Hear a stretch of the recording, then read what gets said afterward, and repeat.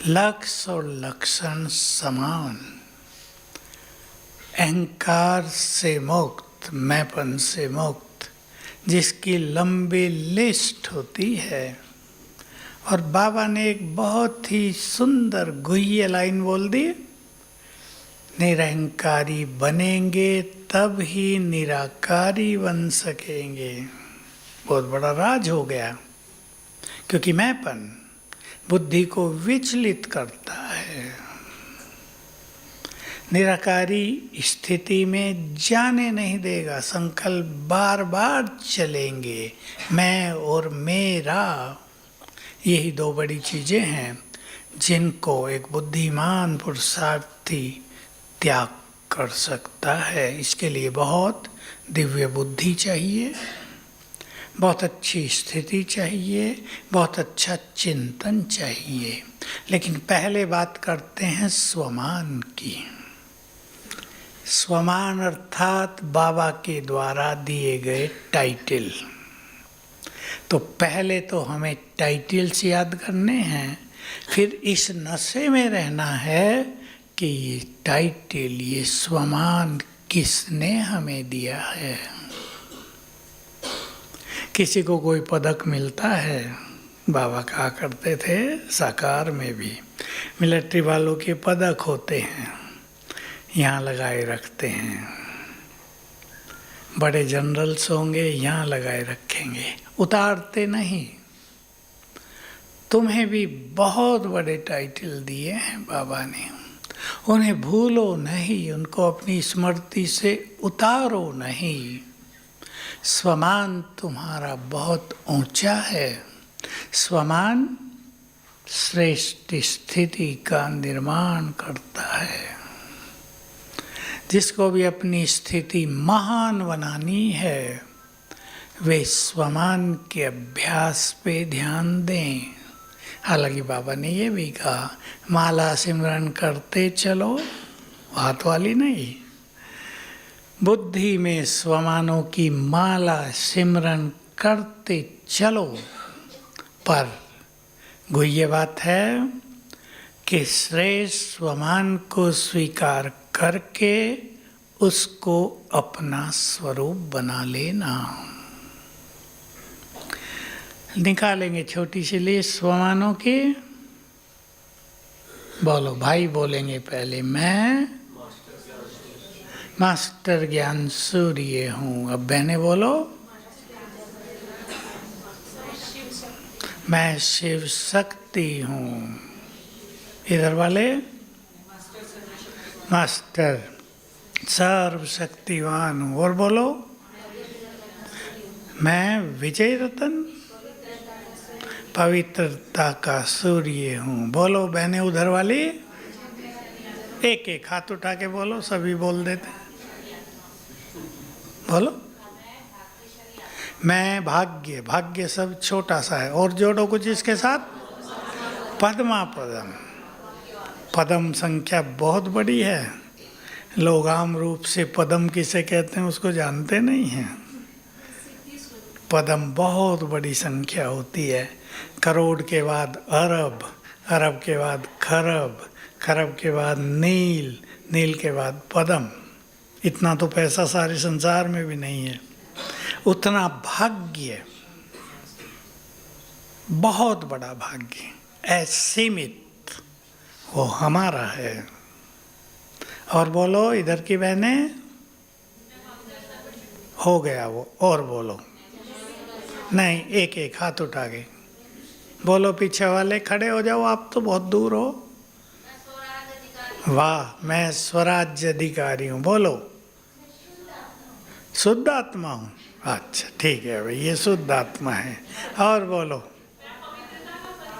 मैं पवित्रता का फरिश्ता हूँ। बोलो, मैं सिद्धि स्वरूप आत्मा हूँ। चलो भाइयों का नंबर, मैं परम पूज्य आत्मा हूँ, मैं परम पवित्र हूँ। बोलो पीछे वाले, हाँ ठहरो, एक बहन खड़ी हुई है। बोलो, मैं विघ्न विनाशक हूँ। बहुत अच्छा। स्वदर्शन चक्रधारी हूँ। अब इन्हें फील करते चलना। बोलो, ठहरो। बाबा की राइट हैंड हूँ। बहुत अच्छा। कोई लेफ्ट हैंड भी बैठे? नहीं, सब राइट हैंड। कितने राइट हैंड हैं भगवान को? बोलो। आधार मूर्त और उद्धार मूर्त। ये बड़े स्वमान हो गए। बड़े स्वमान कई हैं हमारे, है तो सारे बड़े, कोई किससे छोटा नहीं। पर जो हमारी स्थिति पे बहुत गहरा प्रभाव डालते हैं। देखो, आपने सोचा, जो आपने कभी अभी बताया नहीं, मैं इस सृष्टि में एक महान आत्मा हूँ। अगर ये नशा हो जाए तो महानताएं जीवन में आने लगेंगी। मैं आधार मूर्त उद्धार मूर्त हूँ, इसका बहुत गहरा मीनिंग है। मैं इस सृष्टि की आधार हूँ। आधार, मेरी स्थिति से ही सृष्टि की स्थिति बनती है। सृष्टि की स्थिति समझ गए ना, उसका स्वरूप। वो सतो प्रधान है, तमो है, वहाँ दुख है, अशांति है, या सुख है, धन संपदा है, या गरीबी है, ये स्थिति हैं। ये हमारी स्थिति से बनती हैं। हमारी स्थिति आधार है विश्व की स्थिति का। इसको गहरी फीलिंग में लाना है तो क्या होगा? हमारी स्थिति कैसी हो जाएगी? कैसी हो जाएगी? बोल ही नहीं रहे। बहुत श्रेष्ठ, बहुत महान। जो कुछ हम सोचते हैं उसका इफेक्ट पूरी सृष्टि पर जाता है। हम आधार हैं, कल्प वृक्ष के भी आधार। जो हम कर्म करते हैं उसका असर सारी सृष्टि पर जाता है। जो हमारी पवित्रता होती है, जितनी होती है, उससे अनेक आत्माएं पवित्र बनने की प्रेरणा लेती हैं। उद्धार अर्थात हमें ही अनेक आत्माओं को उद्धार का मार्ग भी दिखाना है और अपनी योग शक्ति से उद्धार भी करना है। बहुत लोग ऐसे भी आपके पास आएंगे, आते होंगे, हमसे कुछ नहीं होता, आप ही करो, हमारे लिए भी आप ही कर दो। तो हमें अपनी श्रेष्ठ स्थिति से आत्माओं का उद्धार भी करना होगा। अब ये सीन हमारे सामने बहुत आएंगे। उद्धार, दुखों से उद्धार करना, परेशानियों से उद्धार करना, कलयुग के झंझटों से उद्धार कर देना, संसार की हलचल से उद्धार कर देना। ये प्रैक्टिकल मीनिंग है इसके। फाइनल उद्धार तो वो है कि मुक्ति में चले जाएं, लेकिन उससे पहले प्रैक्टिकल उद्धार मूर्त हम बनेंगे इस सृष्टि पर रहते हुए मनुष्यों के लिए। तो बहुत गहराई से इन चीज़ों को चिंतन में लाना है। अब इतने बड़े हमें काम करने हैं तो बोलो आगे। तो हमें कहीं टाइम वेस्ट नहीं करना चाहिए। जिसकी बहुत बड़ी जिम्मेदारी होती है वो आलस में नहीं रह सकते, वो केयरलेस नहीं हो सकते। जिसकी बड़ी जिम्मेदारी होती है वो बहुत चुस्त रहते हैं, उनका अपने पर बहुत ध्यान रहता है, उनके लिए एक एक क्षण मूल्यवान होता है। होगा या नहीं? तो अगर हमें अपने कर्तव्यों की स्मृति रहेगी तो हम समय को जाने नहीं देंगे। ध्यान दें सभी, हम पूर्वज हैं पूर्वज सभी। कौन कौन पूर्वज बैठे? देखो, पूर्वज माना बड़े। आजकल दुनिया में पितरों की बात बहुत चलती है। जहाँ तक हम लोगों से प्रश्न पूछने लगे हैं लोग, ये पितृदोष क्या होता है भाई? हमें तो ज़्यादा पता नहीं होता था। पितरों को भोजन खिलाते हैं श्राद्ध में या किस में? श्राद्ध में। हम लोगों ने तो कभी वो की देखा नहीं था लौकिक में। पूर्वज, हमारे पूर्वज सोचो आप, हमसे 4 जन्म पहले जो हमारे फोर फादर्स थे, परदादा थे, मान लो हमने 4 जन्म पहले, 10 जन्म पहले उनको कष्ट दिया। देते हैं ना कई बच्चे का, सब नहीं, बहुत बच्चे तो माँ बाप को ऐसे संभालते हैं, बात मत पूछो, हम तो देखते हैं। लेकिन कुछ बच्चे अपने माँ बाप को कष्ट भी देते हैं, उनकी भी कहानियाँ बहुत आती हैं। तो उनकी जो बद्दुआएं हैं वो बन जाती हैं पितृदोष, इसलिए उनको खिला पिला के संतुष्ट करते हैं। तब तो नहीं खिलाया था जब वो जिंदे थे, लेकिन मरने के बाद तो खिला दो, कुछ दुआएं मिल जाए। तो हम पूर्वज हैं। पूर्वज माना सबकी पालना करने वाले। अब जिनको सबकी पालना करनी हो, उन्हें कितना भरपूर होना पड़ेगा। आप सब अपने उदाहरण से देखो, आपके पास 4 बच्चे हैं, उन्हें आपको पढ़ाना है, खाना पीना तो होता ही है, पर पढ़ाना है, अच्छे अच्छे काम कराने हैं उन्हें, फिर शादी ब्याह करानी है, घर भी बना के देना है। ये सब को चिंतन में रहता है ना माता पिता को। हम अपने बच्चों के लिए अच्छे से अच्छा करके जाएं। हम भी किसके पूर्वज हैं? बोलो ना, हम सृष्टि के ही पूर्वज हैं। क्यों? कैसे? सबसे पहले हम ही धरा पर उतरे थे ना। हम 1 से 2 हुए, 2 से 4, 4 से 6, 8, फिर और संख्या बढ़ी, 8 से 16, 16 से 32। हमारा अपना यदि हम कल्पवृक्ष बनाएं तो लाखों लोग हो जाएंगे ना। उन सब के हम पूर्वज हैं। हमारी स्थितियों का प्रभाव उन पर जाता है, हमारे पुण्यों का प्रभाव उन पर जाता है।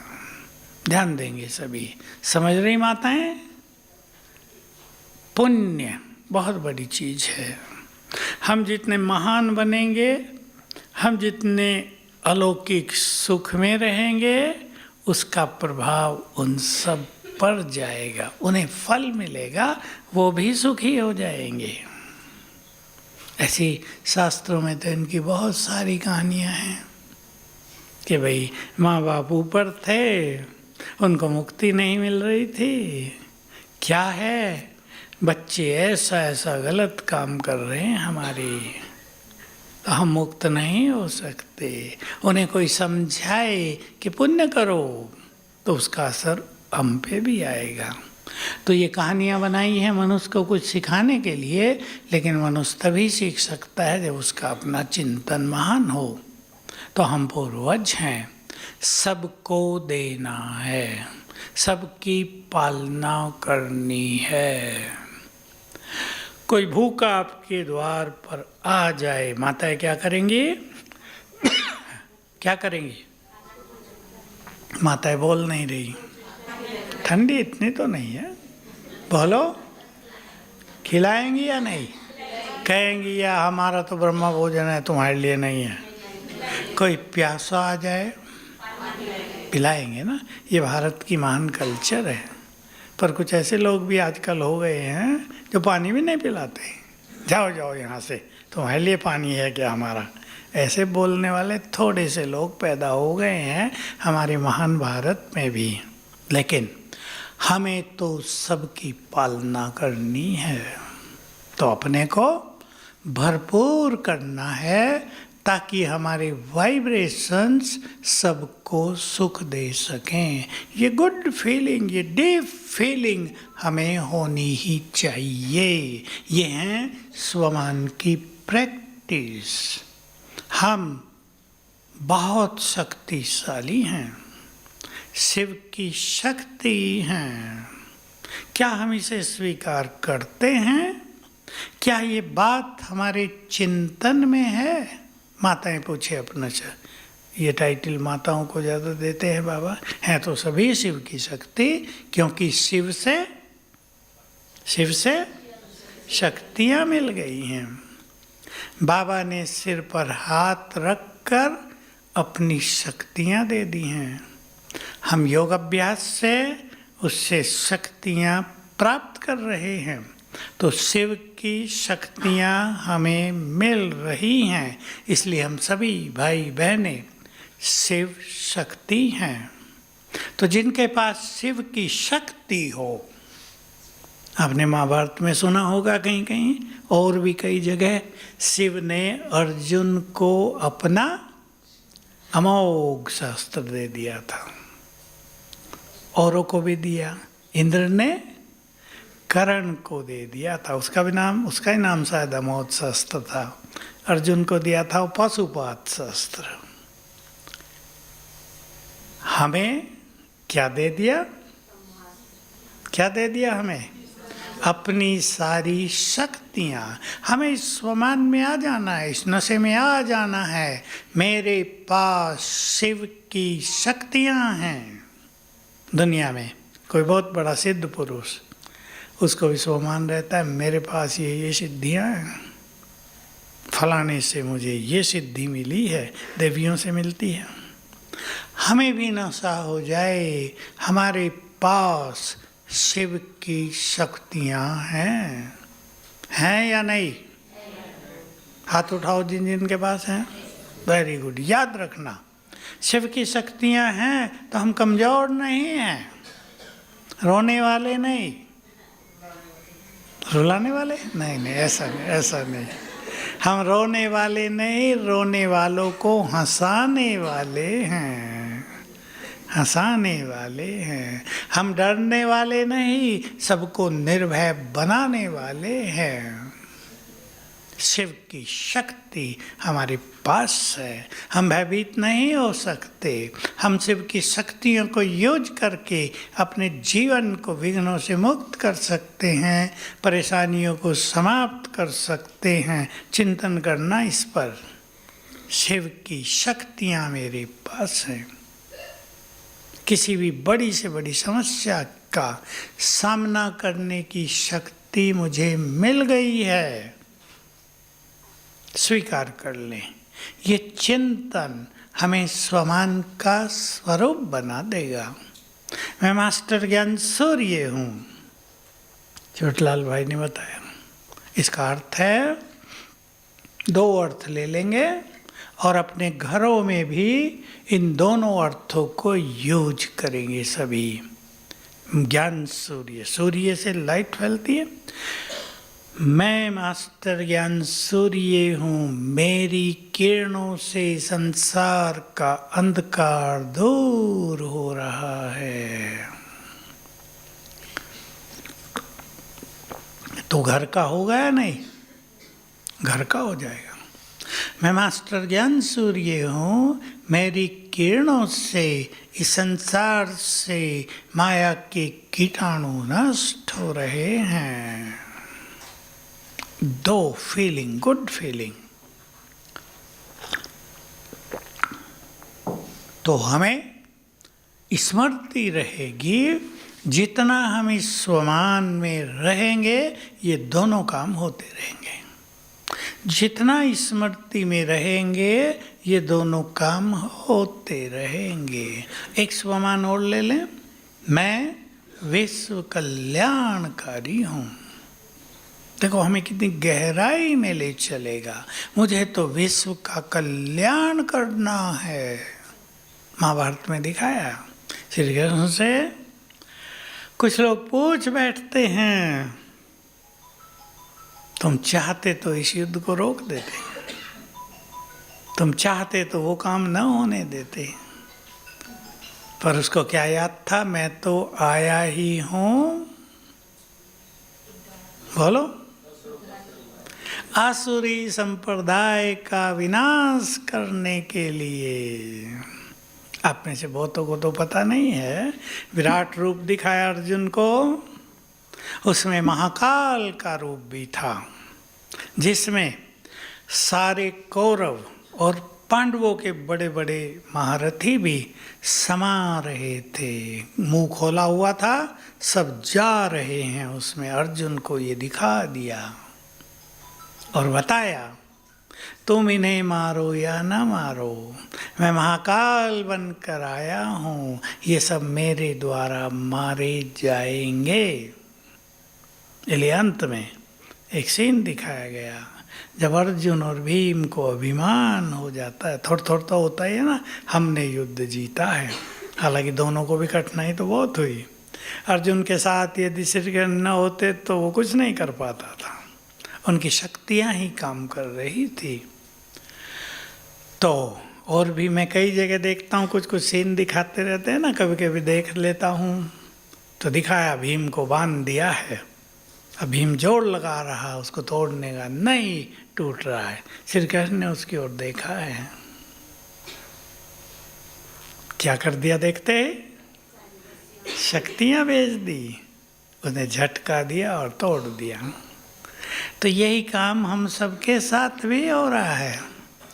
ईश्वरीय शक्तियां हमें मदद दे रही हैं, उसकी ओर देख लो बस, उसकी ओर देख लो बस, उसकी मदद मिल जाएगी। भूलना नहीं इस बात को, जब तक उसकी ओर देखेंगे नहीं उसकी मदद नहीं मिलेगी। देखना तो पड़ेगा हमें, जिसको याद कहते हैं उसे कनेक्ट होना पड़ेगा। तो मैं विश्व कल्याणकारी हूँ, मुझे सबका कल्याण करना है। अगर ये डीप फीलिंग हमें रहे तो हम किसी के लिए बुरा नहीं बोल सकते, हम किसी के लिए बुरा नहीं सोच सकते, हम किसी के लिए बदले की भावना नहीं रख सकते, वैर नफरत नहीं रख सकते, क्योंकि हमें तो सबका कल्याण करना है। लेकिन जरूरी है ये चीज़ें हमारे चिंतन में आ जाएं। एक बहुत अच्छा स्वमान और है हमारे पास, मैं विजयी रत्न हूँ, मैंने माया को जीता है, इसलिए विजय माला का मणका बन गई हूँ, बन गया हूँ। मैंने कल्प कल्प माया को जीता है, जिनको ये नशा होगा वो माया को जीत लेंगे।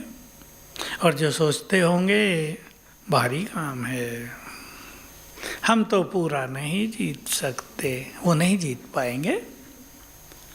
हमारे क्या स्वमान हमने लिया है, किस स्वमान में हमने विश्वास रखा है, वो हमारा स्वरूप बनता जाएगा। तो कल्प कल्प मैंने माया को जीता है। देखो, माया को जीतने के लिए बाबा ने 2 चीज़ें हमें दी हैं। कौन कौन से भाई लोग? कैसे आपने माया को जीतना शुरू किया? पहले क्या मिला? ज्ञान। ज्ञान के बिना कोई माया को नहीं जीत सकता। भक्ति में शास्त्र वालों ने, तपस्वियों ने भी माया को जीतने के प्रयास किए हैं, कुछ हद तक जीता है, लेकिन संपूर्ण ज्ञान न होने के कारण परफेक्टली उस पर विजय हो जाए ये नहीं हो पाया। बहुत थोड़े महापुरुष हुए जिन्होंने माया को जीता, बहुत थोड़े, गिनती के। ग्रस्त में रहते हुए भी जीता। तो ज्ञान मिला, और दूसरा नहीं, पवित्रता के लिए तो ज्ञान मिला, दूसरा शक्तियां मिली। राजयोग के बिना कोई आत्मा माया को जीत नहीं सकती। तो राजयोग से सर्वशक्तिवान की शक्तियां आने लगी, उससे माया को जीतने का बल प्राप्त हुआ। संकल्पों में दृढ़ता आई कि हमने ही जीता था, हम ही जीतेंगे। चिंतन करेगी सभी। जो विजयमाला में आने चाहें वो इस स्वमान की बहुत प्रैक्टिस करें। मैं कल्प कल्प की विजयी आत्मा हूँ, कल्प कल्प मैंने इस माया को जीता है। हम नहीं जीतेंगे तो कौन जीतेगा? जिनके पास संपूर्ण ज्ञान और शिव की शक्तियाँ हों वो नहीं जीतेंगे तो कौन जीतेगा? इस तरह का चिंतन करो। निसंदेह माया को जीतना सबसे कठिन काम है, उस दिन बाबा की मुरली में आ गया, मन जीते जगत जीत, काम जीते जगत जीत। मोह जीतना भी सहज काम नहीं, मोह जीतना सहज काम नहीं। ये नहीं लड़ाई कर ली तो मोह खत्म हो गया, ऐसा नहीं। बहुत सूक्ष्म गति है मोह को जीतने की, क्योंकि मोह, अटैचमेंट, ममता, आसक्ति मनुष्य की फट से किसी वस्तु में भी हो जाती है। उसे बाहर निकलना ये सहज काम नहीं होता है। तो हमें माया को जीतना है। रास्ता हमें पता है, मंजिल का हमें ज्ञान है, और रास्ते के साथ रास्ते पे चलने का बल भी हमें मिल गया है।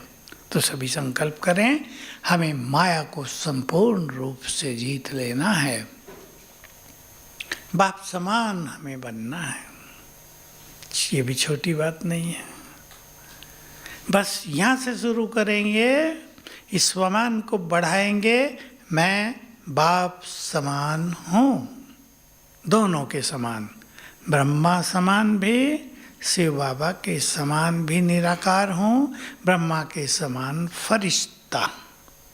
फरिश्तेपन का अच्छा अभ्यास करना है, लेकिन ये सोचने से ही काम नहीं चल जाएगा मैं ब्रह्मा समान हूँ, बल्कि बाबा की कुछ क्वालिटीज अपने पास नोट करके रखें, कम से कम 8, और लाएं उनको अपने जीवन में। जैसे वो थे वैसे ही मुझे बनना है। जैसी तपस्या उसने की वैसी तपस्या मुझे भी करनी है। जैसे सोल कॉन्शियस होने का अभ्यास ब्रह्मा बाबा ने किया बहुत ज़्यादा, वैसे ही मुझे भी करना है। तो गुणों से, उनकी श्रेष्ठ धारणाओं से अपना मिलन कराना, उसको धारण करने की इच्छा रखना, और फरिश्ता स्वरूप याद होगा आपको, बाबा कई बार बोल चुके हैं नज़दीक में, निराकारी फरिश्ता, निराकारी फरिश्ता। ऐसे अभ्यास कर लिया करें 5-5 सेकंड, मैं आत्मा निराकार। 5 सेकंड केवल अपने रूप को देखेंगे, फिर 5 सेकंड शरीर में, लेकिन लाइट के शरीर में अंग अंग से किरणें फैल रही हैं। फिर ये लाइट का शरीर भी लोप हुआ, मैं आत्मा निराकार। ड्रिल करेंगे 3 मिनट में भी, कई बार हो जाएगी 10 बार, तो अच्छा अनुभव होगा, मन एकाग्र होगा, और ये इन चीज़ों का बढ़ता हुआ अनुभव हमारी स्थिति को बहुत ज़्यादा बढ़ाएगा। क्योंकि योग अभ्यास में, हमारी साधनाओं में एक चीज़ की बहुत आवश्यकता होती है कि हमें इन साधनाओं में आनंद आने लगे, रस आने लगे, तब ये करने का हमें मन होता है। नहीं रस आता तो करेंगे नहीं, क्या करेंगे सवेरे उठ के, मज़ा तो आता ही नहीं, योग तो लगता नहीं, मन तो बहुत भटकता है, क्या करेंगे, सो जाओ, जब उठेंगे तब कर लेंगे। फिर ये संकल्प होंगे धीरे धीरे। लेकिन ऐसी ड्रिल करेंगे, देखो 3 मिनट ज़्यादा नहीं होता, ट्रैफिक कंट्रोल के गीत बजते हैं, कल उस टाइम कर लेना 5-5 सेकंड, फिर 10 सेकंड मैं निराकार अपने स्वरूप को देखना, चमकती आत्मा, न देखा जाए मैं आत्मा हूँ, इस शरीर में बैठी हूँ। फिर शरीर लाइट का, अंग अंग से लाइट माइट फैल रही है, अपने रूप को देखेंगे।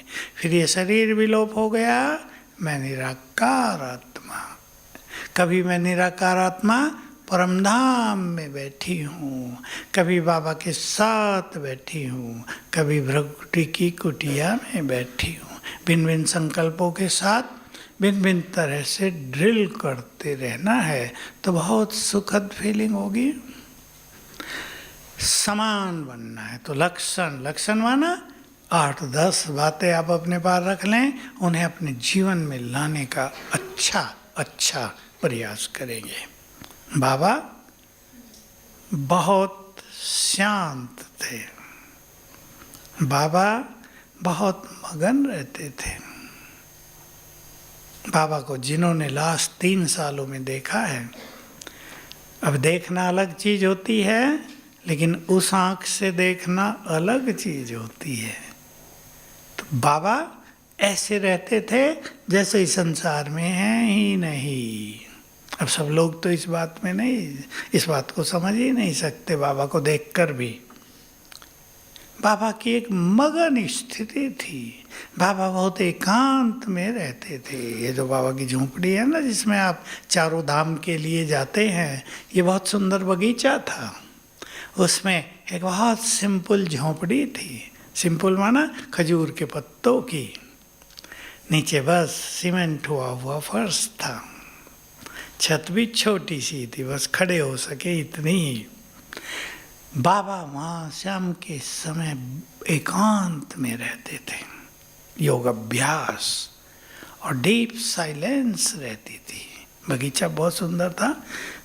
अंगूरों की बेल तो छत बनी हुई थी, हरियाली नीचे लटकी रहती थी उसकी, बहुत अच्छा लगता था। ऐसी कुछ बाबा की बातें याद रखें।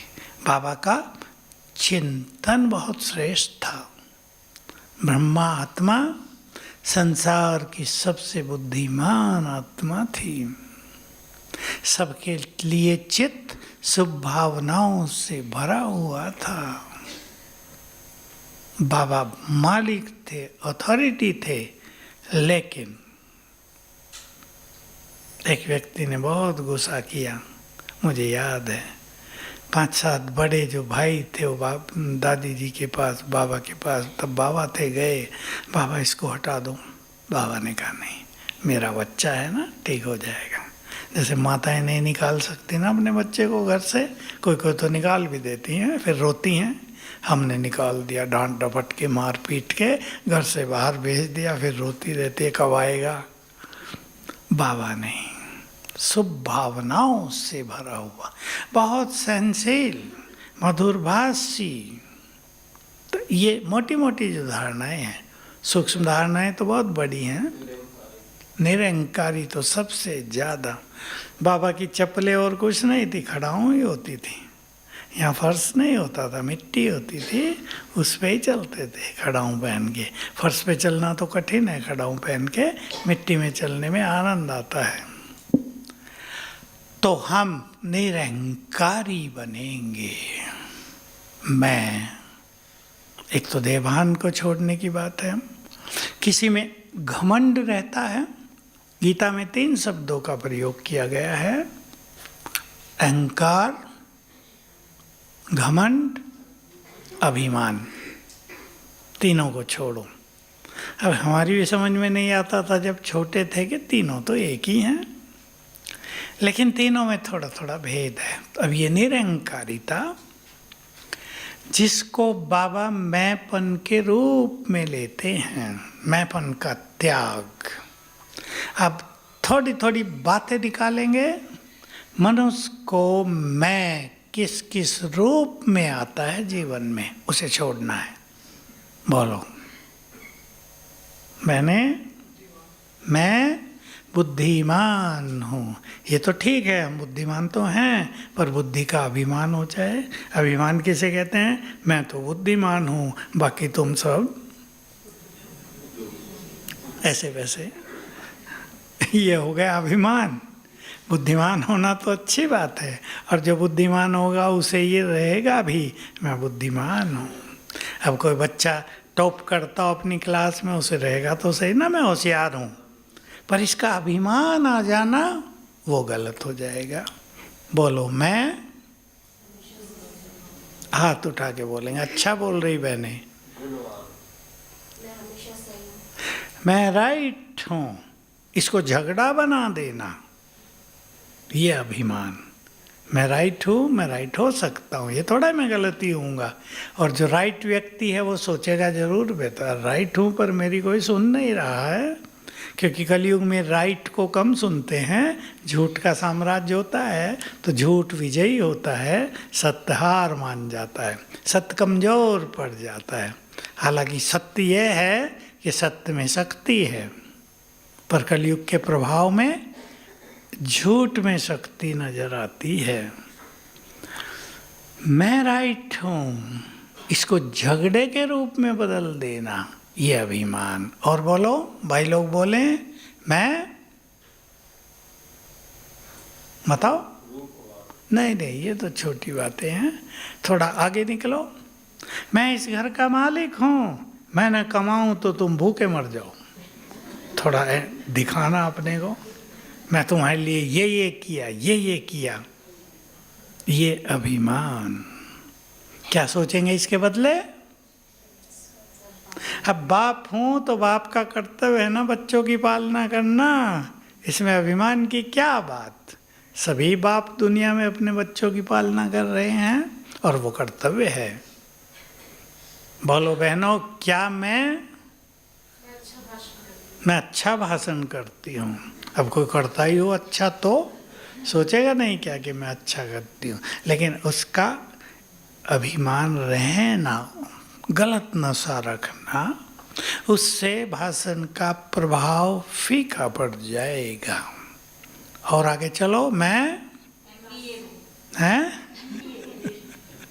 मैं बहुत पढ़ी लिखी हूँ, हम हाँ, मेरे को सब कुछ आता है। भाई इन्होंने गुजराती बोल दी, मेरे को सब कुछ आता है।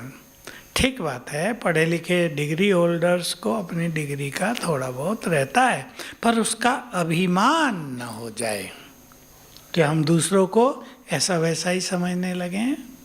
हमारी जो डिग्रीज हैं, आजकल डिग्री ऐसे ही मिल रही हैं, खरीदी भी जा रही हैं। एक ने 4 PhD कर ली। मैंने कहा, अरे बहन जी, प्रोफेसर है वो, तो उन्हें 4 PhD कर ली? कहा 1-1 साल में कर ली। मैंने कहा कैसे? बता दिया राज उसने मुझे सारा, ऐसे ऐसे। लेकिन विद्या माना जो मनुष्य को विद्वान बनाए, महान बनाए, जो उसको संस्कारी बनाए, बुद्धि को दिव्यता प्रदान करे। नहीं तो पढ़ाई लिखाई, देखो पढ़ाई लिखाई का दूसरा स्वरूप जो आजकल ज़्यादा हो गया है। आपके बच्चे पढ़े लिखे, शादी हुई, अभिमान के कारण डिवोर्स, व्यवहार अच्छा नहीं करते, एक दूसरे को सम्मान नहीं देते, क्योंकि जहाँ अभिमान होता है वहाँ मनुष्य दूसरे का सम्मान नहीं करता। अभिमानी व्यक्ति को क्रोध भी ज़्यादा आता है। अभिमानी व्यक्ति को, बाबा का महावाक्य सुनाओ किसी को याद आए तो, अपमान भी ज़्यादा फील होता है। किसी के घर आप गए और उसने यही नहीं कहा ना, आओ बैठ जाओ, लगेगा बड़ा खराब व्यक्ति, पूछा भी नहीं, स्वागत भी नहीं किया, 2 अच्छे बोल भी नहीं बोले। ठीक है, बोलने चाहिए, परंतु कोई ना बोले तो हमें अपमान फील न हो। तो सभी लक्ष्य बना दें, मुझे अपने किसी भी तरह के सूक्ष्म अभिमान को छोड़ना है। और छोड़ने की विधि, एक तो स्वमान। जितना स्वमान बढ़ेगा, अभिमान घटेगा।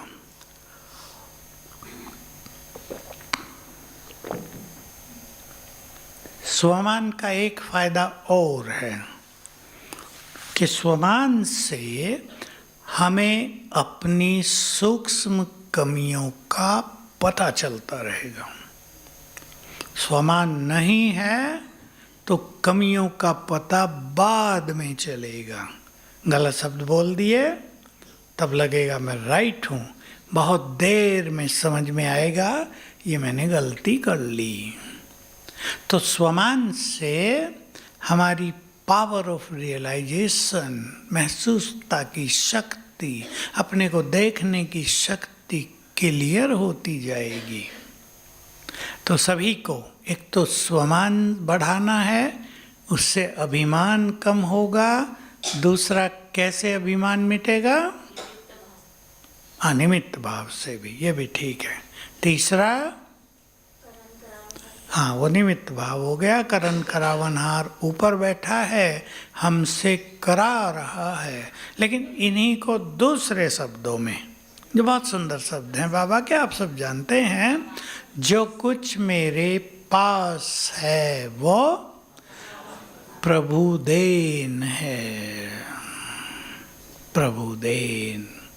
देखो, कोई योग्यता मनुष्य के पास होती है और भी चीज़ों का अभिमान हो जाता है। हमें बार बार अच्छी सफलता मिलती है, उसका भी अभिमान हो जाता है। हमें कोई विशेष क्वालिटी आ गई है, टैलेंट आ गया है, उसका भी अभिमान हो जाता है। वर्णन करते हैं, वर्णन करना भी गलत होता है। तो सब कुछ प्रभु देन है। पसंद है सभी भाई बहनों को? सब कुछ प्रभु देन।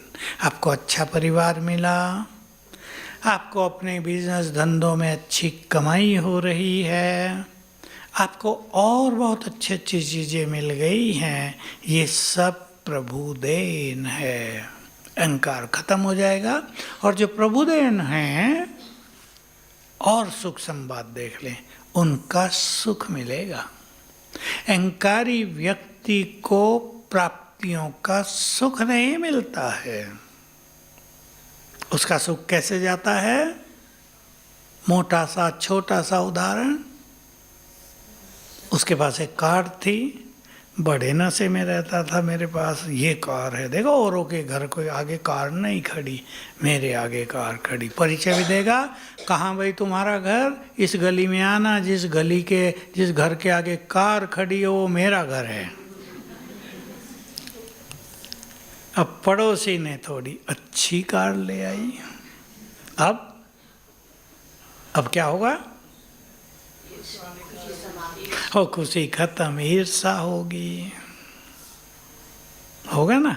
तो अभिमान मनुष्य को प्राप्तियों का सुख नहीं लेने देता, और अभिमान से जो चीज़ें प्राप्त हुई हैं उनका प्रभाव भी दूसरों पर अच्छा नहीं पड़ता, क्योंकि वो व्यक्ति नम्र चित्त नहीं होगा। उसके बोल से अभिमान दिखाई देगा ना, हर जगह दिखाई देगा। मैंने ये किया, दूसरा रूप होता है मैंने ये किया, मैंने ये किया। मैं एक बात सुना देता हूँ जो मैं सोचता आता था, श्रीमद् भगवत गीता पढ़ते आते थे, उसमें एक बहुत अच्छे महावाक्य आते थे। हे अर्जुन, जो मनुष्य ये सोचता है मैंने इतना दान किया, इतना पुण्य किया, इतने यज्ञ किए, इतने भूखों को भोजन खिलाया, हे अर्जुन ये कर्म भी रजो प्रधान कर्म हैं। और आगे ज़्यादा उत्तर नहीं थे। मैं सोचता था इतने अच्छे काम किए, ये रजो प्रधान, तो सतो प्रधान क्या होता है भाई? भूखों को भोजन खिलाया और कुछ अच्छे काम कर दिए, दान पुण्य किया, गरीबों की मदद की, ये तो काम सतो प्रधान होने चाहिए। पर रजो प्रधान में क्यों पहुंच गए इतने अच्छे कर्म? क्योंकि मैंने किया, ये फीलिंग है। आजकल तो नाम भी लिख देते हैं ना। हमारी एक बहन जी भाषण में सुना रही थी कल परसों कि एक पंखा दिया, उसकी हर पंखुड़ी पे नाम लिखा हुआ है, दादा का भी, पिता का भी, पोतरे का भी। वो देते हैं ना जो बैठने के, उस पे लगाते हैं ना, स्टेशन पे लगाई रखते हैं, उस पे भी सबके नाम लिखे रहते हैं। हम लोगों ने भी लगाई बहुत सारी आबू रोड स्टेशन पे, मुझे पता नहीं उन पे किसी का नाम है या नहीं, या ओम शांति या कुछ तो स्लोगन लिखे हुए बहुत अच्छे अच्छे। तो ताकि पढ़ते ही मनुष्य कुछ अच्छा सोचे। तो सभी स्वमानधारी होना, स्वमान का चिंतन करते हुए सोएंगे और उठते ही फिर स्वमानधारी बनेंगे। ओम शांति।